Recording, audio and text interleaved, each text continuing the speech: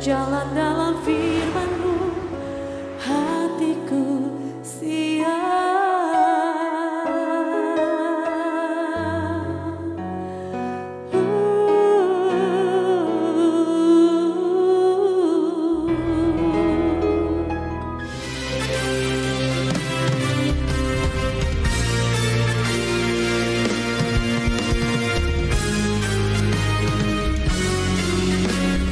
Saudara-saudara, catat tanggal dan waktunya pada hari Jumat tanggal 22 Desember 2023 pukul 18.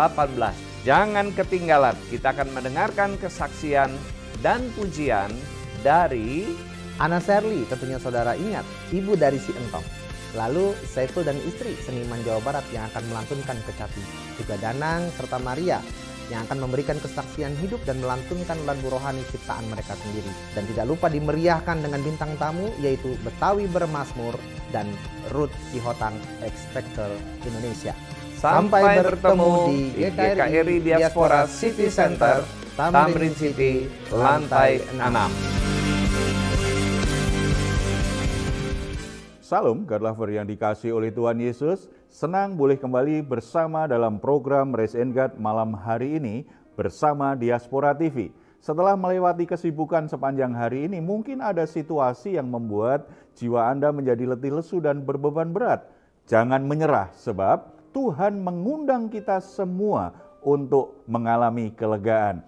Marilah kepadaku semua yang letih lesu dan berbeban berat. Aku akan memberi kelegaan kepadamu. Itu yang dikatakan Tuhan Yesus kepada saudara semua, kepada kita semua. Oleh sebab itu mari responi, mari kita percayai firman Tuhan ini benar adanya. Mari kita datang kepadanya dalam doa.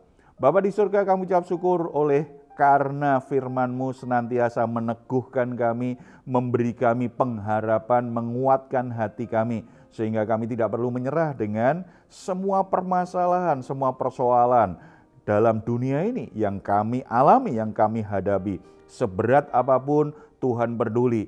Oleh sebab itu kami menghampiri Engkau Tuhan. Kami letih, kami lesu, kami berbeban berat.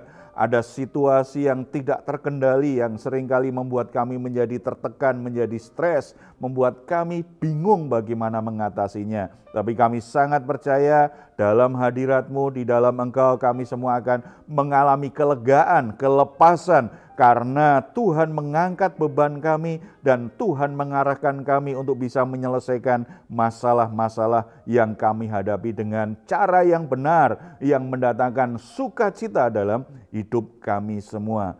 Bapa, kami rindu untuk mendengar suara-Mu, kami rindu untuk bisa mendengar firman-Mu. Beri kami hati dan pikiran yang terbuka untuk kebenaran firman Tuhan saat ini. Dalam nama Tuhan Yesus. Amin. Saudara-saudara, kalau kita bicara tentang yang namanya kepemilikan, seringkali ini menimbulkan ketegangan bahkan konflik di dalam relasi antar suami istri atau kakak adik dalam persahabatan. Kalau bicara tentang hak kepemilikan, ada banyak yang akhirnya hubungannya menjadi rusak. Apalagi kalau kepemilikan itu terkait dengan aset yang besar, terkait dengan warisan yang besar, membuat keluarga menjadi pecah, persaudaraan menjadi rusak gara-gara hal itu. Oleh sebab itu kita perlu merenungkan firman Tuhan hari ini tentang pentingnya kita mengerti bagaimana kepemilikan itu selalu terkait dengan tanggung jawab yang Tuhan berikan kepada kita.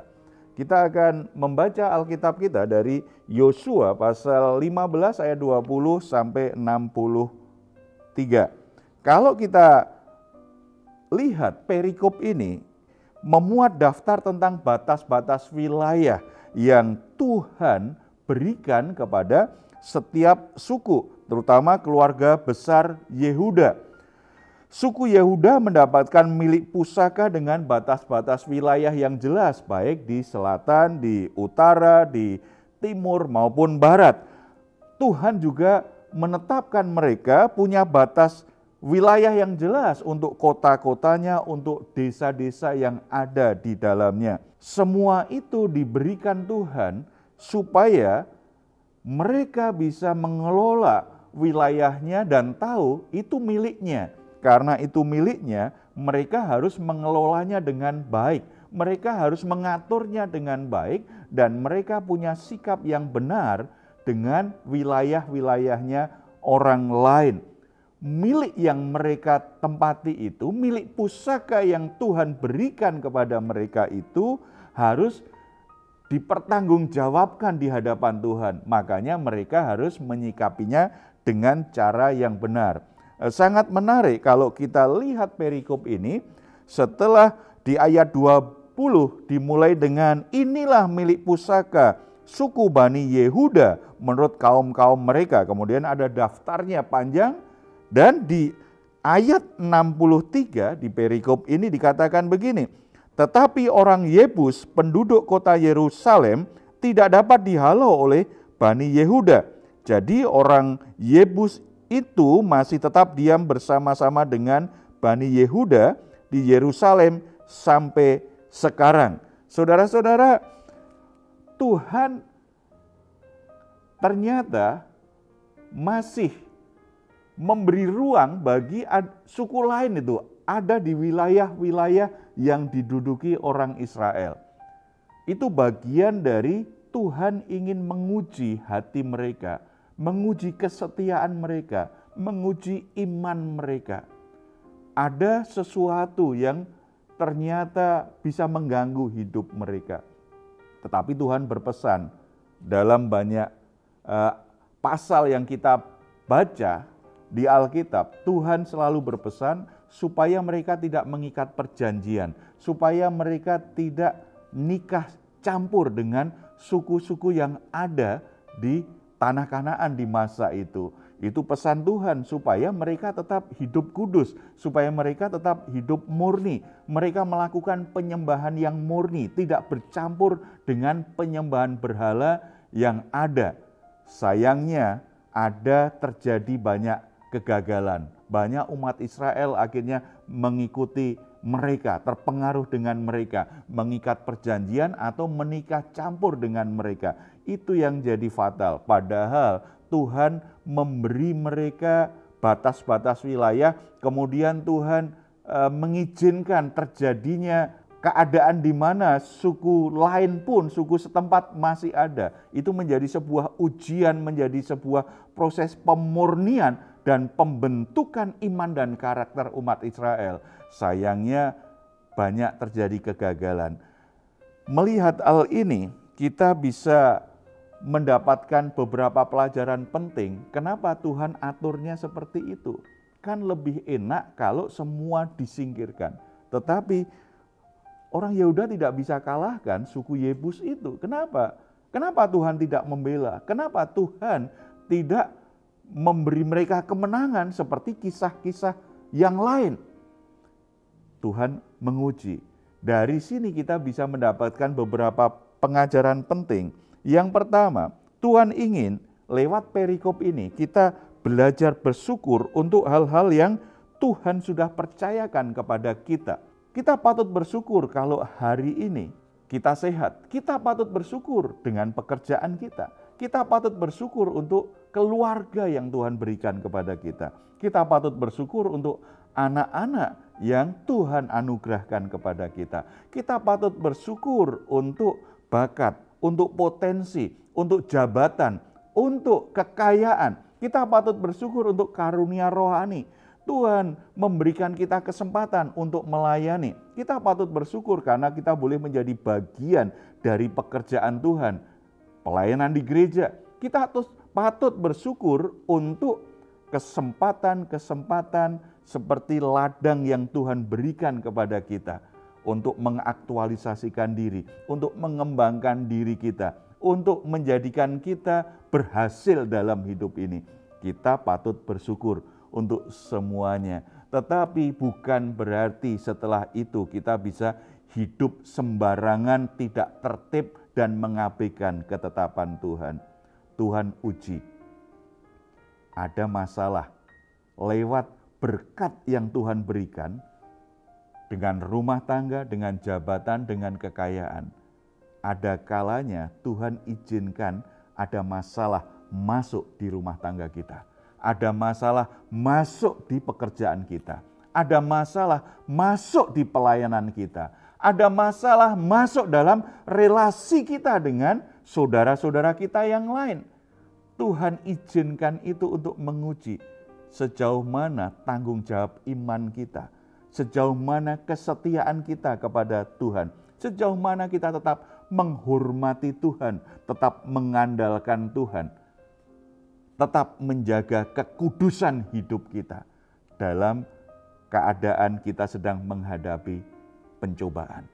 Oleh sebab itu saudara, kalau saat ini saudara sedang alami masalah, semuanya kelihatannya baik-baik saja, tetapi mendadak kok ada masalah di rumah tangga kita, di keluarga kita, ada masalah di pekerjaan, di pelayanan kita. Semua masalah itu mungkin mengejutkan kita, tetapi lihat itu sepertinya Tuhan mendatangkan Yebus dalam hidup kita. Berarti kita harus lebih sungguh-sungguh setia dan mengandalkan Tuhan.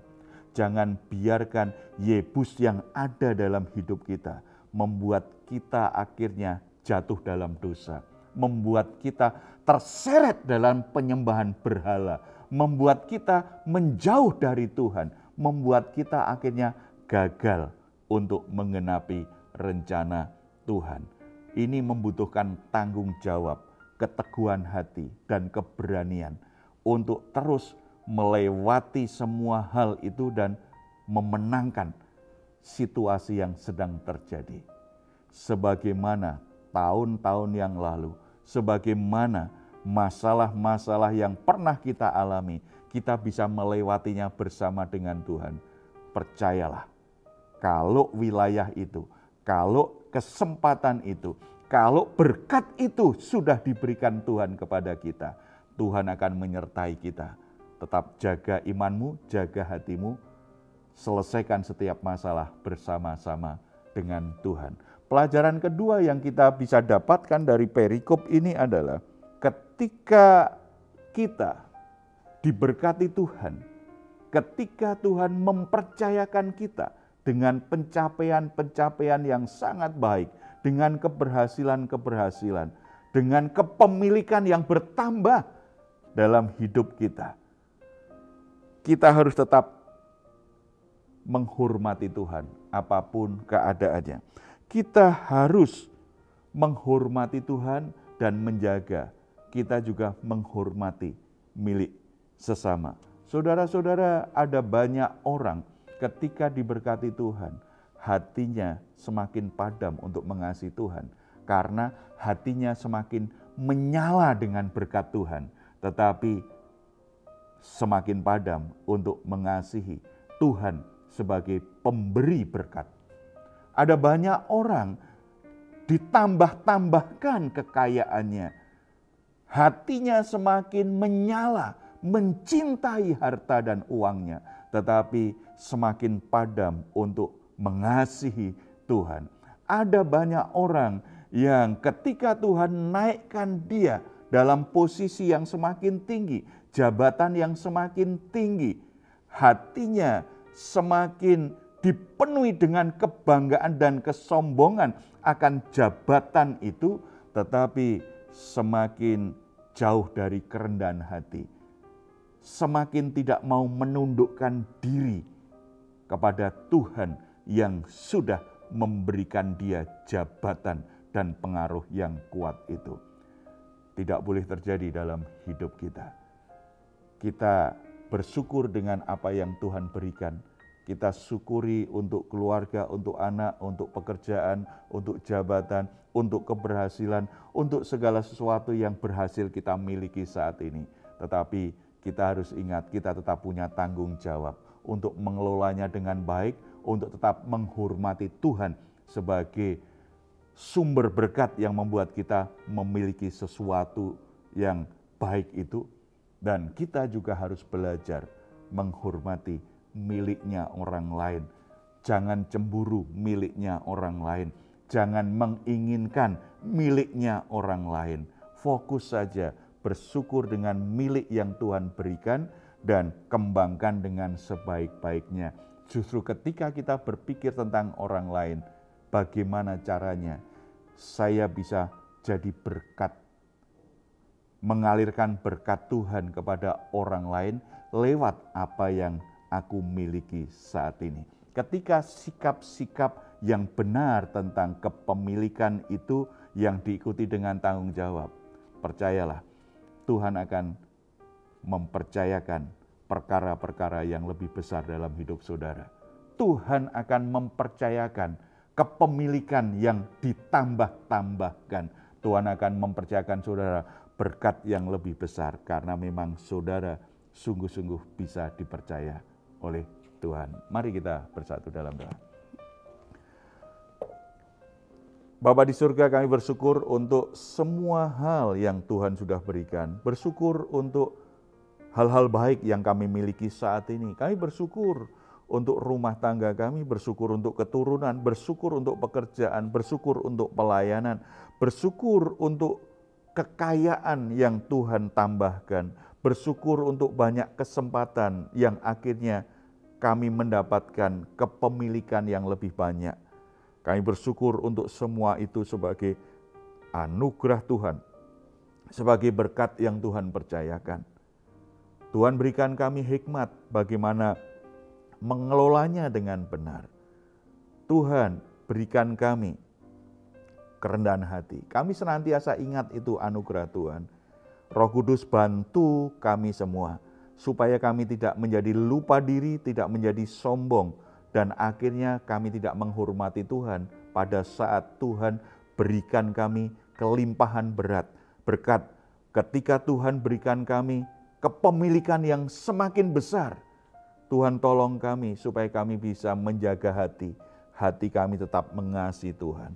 Semakin kami diberkati, kami semakin mencintai Tuhan. Semakin Tuhan tambahkan kekayaan kami semakin mengasihi Tuhan, kami semakin menghormati Tuhan, kami semakin ingin memuliakan Tuhan.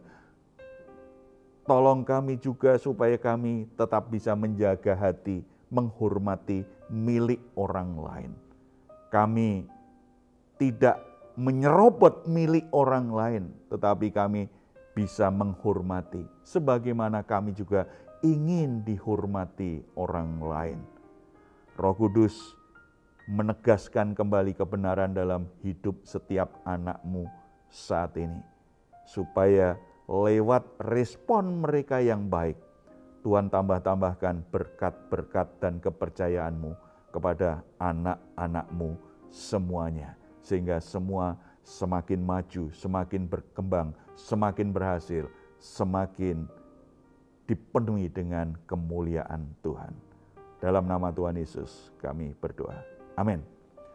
Puji Tuhan, saudara-saudara, kalau saat ini saudara atau keluarga sedang mengalami pergumulan dan membutuhkan dukungan doa, di layar saudara ada nomor telepon yang bisa saudara hubungi. Tim doa kami akan mendoakan saudara. Tetap percaya, tetap beriman, tetap berharap Tuhan pasti bisa menolong. Silahkan jika saudara ingin memberikan komentar, tuliskan di ruang komentar yang ada di channel Diaspora TV. Sebelum kita akhiri, mari kita mengucapkan bersama-sama dengan penuh pengharapan, kerinduan, dan iman bahwa Mazmur 4 ayat 8-9 ini benar-benar kita alami di dalam Tuhan Yesus Kristus. Engkau telah memberikan sukacita kepadaku lebih banyak daripada mereka ketika mereka kelimpahan gandum dan anggur. Dengan tentram aku mau membaringkan diri lalu segera tidur, sebab hanya Engkaulah ya Tuhan yang membiarkan aku diam dengan aman. Puji Tuhan, selamat beristirahat. Mari nikmati dan alami bersama-sama Rest and God malam hari ini. Tuhan Yesus memberkati kita semua. Shalom.